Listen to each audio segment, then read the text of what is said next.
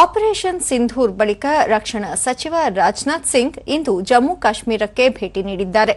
ಕೇಂದ್ರಾಡಳಿತ ಪ್ರದೇಶದ lieutenant governor Manoj Sinha ಮತ್ತು ಸೇನಾ ಮುಖ್ಯ ಸದಸ್ಯರೊಂದಿಗೆ ಶ್ರೀನಗರಕ್ಕೆ ಇಂದು ಬೆಳಗ್ಗೆ ಬಂದಿಳಿದ ಸಚಿವರನ್ನು ಹಿರಿಯ ಸೇನಾಧಿಕಾರಿಗಳು ಬರಮಾಡಿಕೊಂಡರು.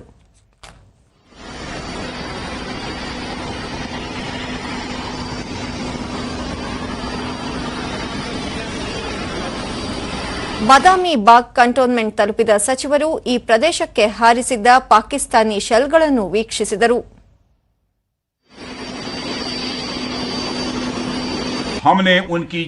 ನಂತರ ಯೋಧರನ್ನು ಉದ್ದೇಶಿಸಿ ಸಚಿವರು ಭಯೋತ್ಪಾದಕರು ಮತ್ತು ಭಯೋತ್ಪಾದನೆಯ ವಿರುದ್ಧ ಹೋರಾಟದಲ್ಲಿ ಮಹಾತ್ಯಾಗ ಮಾಡಿದ ಸೇನಾ ಸಿಬ್ಬಂದಿಗೆ ನಮಿಸುವುದಾಗಿ ಹೇಳಿದರು.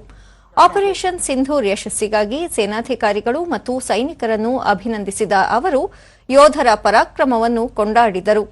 ಪಹಲ್ಗಾಮ್ ದಾಳಿ ನಡೆಸಿದವರಿಗೆ ಭದ್ರತಾ ಪಡೆಗಳು ತಕ್ಕ ಪಾಠ ಕಲಿಸಿವೆ. ಆಪರೇಷನ್ ಸಿಂಧೂರ್ ಮೂಲಕ ಪಾಕಿಸ್ತಾನ ಮತ್ತು ಭಯೋತ್ಪಾದಕರಿಗೆ ಕಠಿಣ ಸಂದೇಶ ರವಾನೆಯಾಗಿದೆ. ಭಯೋತ್ಪಾದಕರನ್ನು ಪೋಷಿಸುತ್ತಿರುವ ಪಾಕಿಸ್ತಾನಕ್ಕೆ ತಕ್ಕ ಪಾಠವಾಗಿದ್ದು ಆ ದೇಶಕ್ಕೆ ಅಪಾರ ನಷ್ಟವೂ ಆಗಿದೆ. ಆಪರೇಷನ್ ಸಿಂಧೂರ್ ಕೇವಲ ಘೋಷಣೆ ಮಾತ್ರವಲ್ಲದೆ ಎಚ್ಚರಿಕೆಯ ಸಂದೇಶವೂ ಆಗಿದೆ. ಭಾರತವನ್ನು ಗುರಿಯಾಗಿಸಿಕೊಂಡರೆ ಯಾರೊಬ್ಬರನ್ನೂ ಬಿಡುವುದಿಲ್ಲ ಎಂದರು.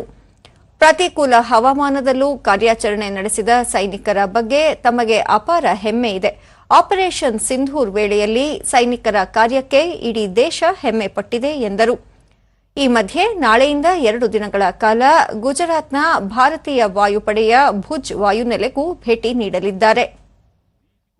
रीडिफाइन कर दिया है, इसे परिभाषित कर दिया है, जो यह कहती है कि हिंदुस्तान की सरजमी पर किया गया कोई भी आतंकी हमला एक एक्ट ऑफ वार माना जाएगा. दोनों देशों में जो अंडरस्टैंडिंग बनी है फिलहाल वह इसी बात को लेकर है कि सरहद पार से कोई बेजा हरकत अब नहीं की जाएगी. ಇತ್ತೀಚೆಗೆ ಪ್ರಧಾನಿ ನರೇಂದ್ರ ಮೋದಿ ಅವರು ಸಹ ಪಂಜಾಬ್ನ ಅಧಂಪುರ ವಾಯುನೆಲೆಗೆ ಭೇಟಿ ನೀಡಿ ಯೋಧರೊಂದಿಗೆ ಸಂವಾದ ನಡೆಸಿದ್ದರು.